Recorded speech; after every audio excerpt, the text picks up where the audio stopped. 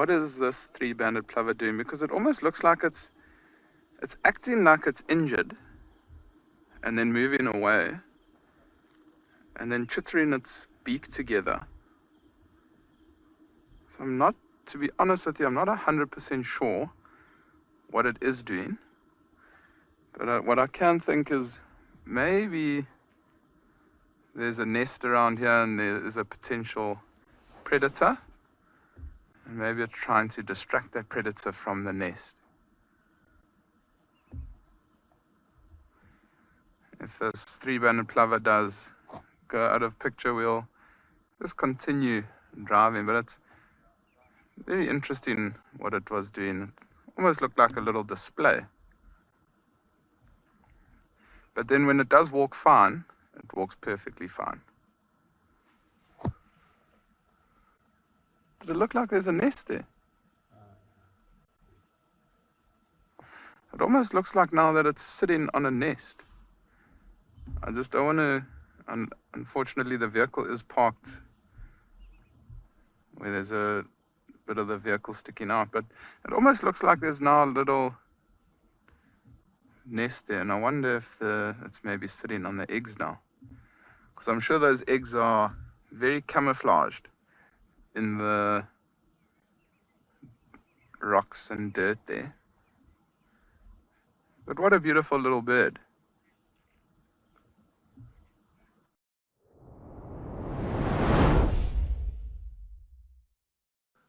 My eyes peeled to see if I could see any other movement.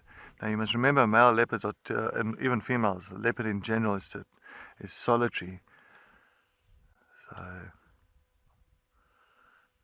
you always see them mainly walking by themselves, unless it's like this now, two males that's busy fighting, or if it's a female and cubs, or it's a male and female that's busy mating.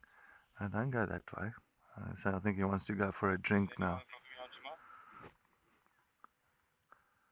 Dion, yes, just got TP at the moment here at Treehouse Dam. Okay. Let's go that side. Just hold on, Muscles and Paw. I just want to make sure I'm not going to tip over here.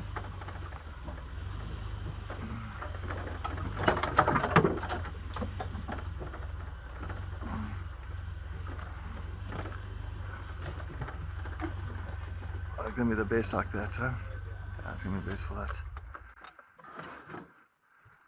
Of course, he's just quenching his thirst for the afternoon. I can imagine he has been quite a busy boy, so nice just to come here to the dam where a little bit of a few puddles are around here. I'm taking a nice little drink.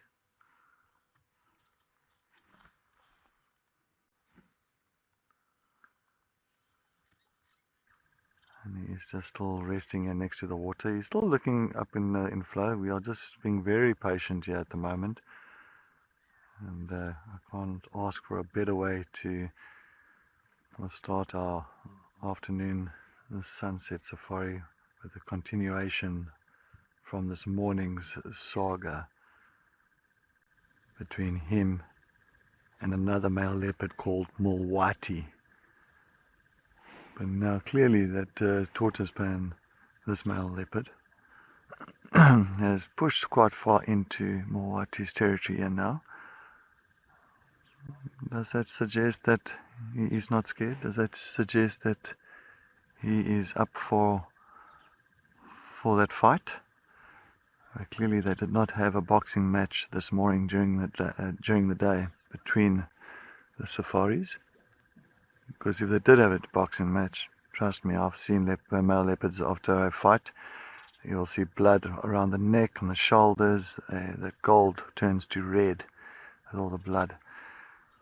But he hasn't shown any sign of new scarring on him. So I think they have avoided one another's claws and teeth for now.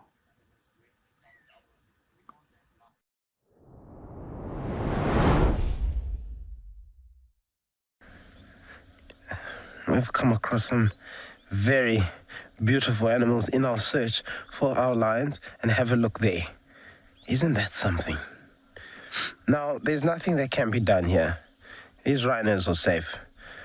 These lions are just very naughty and looking for a bit of fun. I don't think terrorizing rhinos is fun. Oh my goodness. Yeah, these subadults are brave. They're very brave, I must say. And I think they get that from their big aunt. She's very brave. And you notice how the one hasn't moved? And they've all been going for the smaller one. They also haven't advanced on the big one either.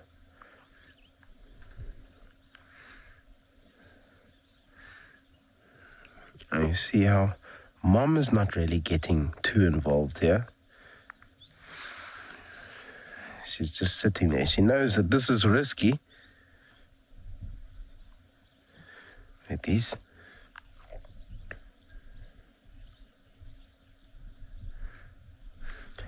Betty Blue, that rhino on the left-hand side seems very unfazed. However, the rhino on the right is a little bit more wary. I would say, I wouldn't say scared is the word to say, but you see how they're protecting each other's back legs, so they're pushing each other's bums together, you know, so that there's battering ram side from either side of this clump of rhino. Oh, okay, it looks like Mom and her sibling are... No? Okay, they're walking away. These subadults are... Oh my goodness, you don't do that. The young boy, young male making an effort there.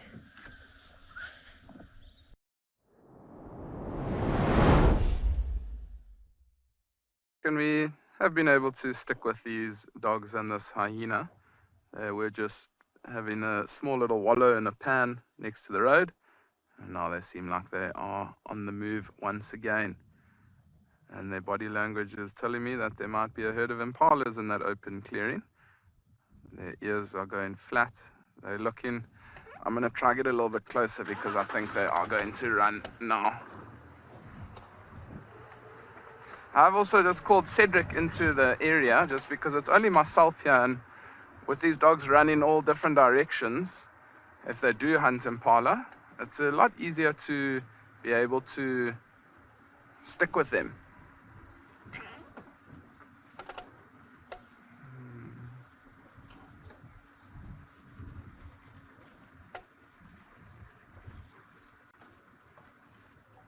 Oh, I see a herd of impalas. I see a herd of impalas. That's why these dogs are the way they are. Those impalas sort of seem like they're unsure of what they are looking at. It's a patience game. I mean, they don't want to use unnecessary energy while hunting. They want to make it... They want to give themselves the best opportunity possible while hunting. So, I mean, you can see they are still all looking at the impalas.